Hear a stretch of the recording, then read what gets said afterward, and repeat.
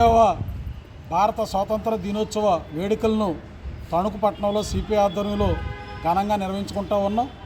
80వ స్వతంత్ర దినోత్సవం సందర్భంగా ఇవాళ దేశ ప్రజానీకాన్ని అందరికీ కూడా దేశ స్వాతంత్ర శుభాకాంక్షలు తెలియజేస్తూ ఉన్నాం. దేశ స్వాతంత్రం కోసం ఎంతోమంది త్యాగదనులు వాళ్ళ ప్రాణాలు అర్పించారు, జైలుకి వెళ్ళారు, ఉరికంబాల్లో ఉరితీయబడ్డారు. ఎన్నో త్యాగాలు, ఎంతోమంది ప్రాణత్యాగాలు చేసినటువంటి ఫలితంగా దేశానికి స్వాతంత్రం వచ్చింది. కానీ దేశానికి ఇవాళ వలసవాద, అణిచివేత, బానిసత్వానికి ప్రతీకగా నిలిచినటువంటి బ్రిటిష్ సామ్రాజ్యాన్ని దేశం నుంచి వెళ్ళగొట్టడంతో పాటు స్వాతంత్రం అనంత వచ్చేటువంటి స్వపరిపాలనలో పేదరికం, దారిద్ర్యం, దోపిడీ లేనటువంటి అందరికీ సామాజిక న్యాయం, అందరికీ సమాన అవకాశాలు, అందరికీ కూడా ఉన్నతమైనటువంటి సమసమాజ నిర్మాణమే లక్ష్యంగా ఇవాళ దేశ స్వాతంత్రం కోసం ఆనాడు వేలాది మంది త్యాగదనులు ప్రాణాలు అర్పించారు. కానీ 80 ఏళ్ల తర్వాత కూడా దేశంలో పేదరికం, దారిద్ర్యం తాండవిస్తడం, ఇవాళ డబ్బులు ఉన్నవాళ్ళు మరింత ధనవంతులుగా మారుతూ ఉన్నారు, పేదలు మరింత పేదలుగా మారుతూ ఉన్నారు. ఆనాడు ఏదైతే ఈ దేశ సంపదని బ్రిటిష్ వాళ్ళు కొల్లగొట్టుకుపోతూ ఉన్నారు విదేశాలకి, ఇవాళ స్వతంత్రం తర్వాత కూడా ఇవాళ దేశ సంపద సామాన్యుడికి కూడా దక్కాల్సినటువంటి సామాజిక న్యాయం సాధించే దిశగా పరిపాలన చేయాల్సినటువంటి పాలకులు ఇవాళ దేశంలో ఉన్నటువంటి అసమానతల్ని పెంచి పోషిస్తూ ఉన్నారు.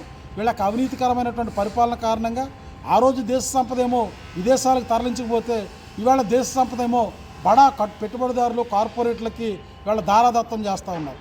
వీళ్ళ పేదరికం తీవ్రమైనటువంటి స్థాయిలో పెరిగిపోతూ ఉంది. వీళ్ళ ప్రపంచ సూచీలో 156వ స్థానంలో భారతదేశం ఆకలికి సంబంధించినటువంటి దానిలో ఉండడం అని అంటే తీవ్ర ఆందోళన కలిగించేటువంటి అంశం.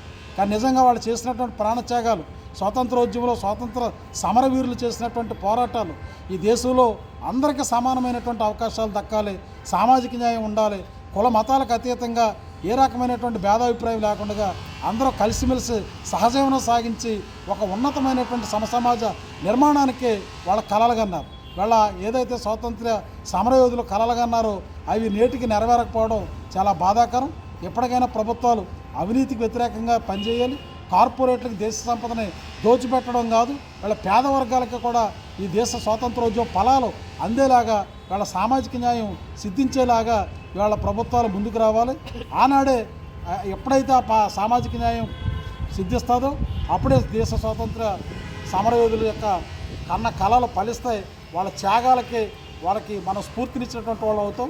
వారి స్ఫూర్తితో వాళ్ళ కేంద్ర ప్రభుత్వం, రాష్ట్ర ప్రభుత్వం ముందుకు సాగాలి.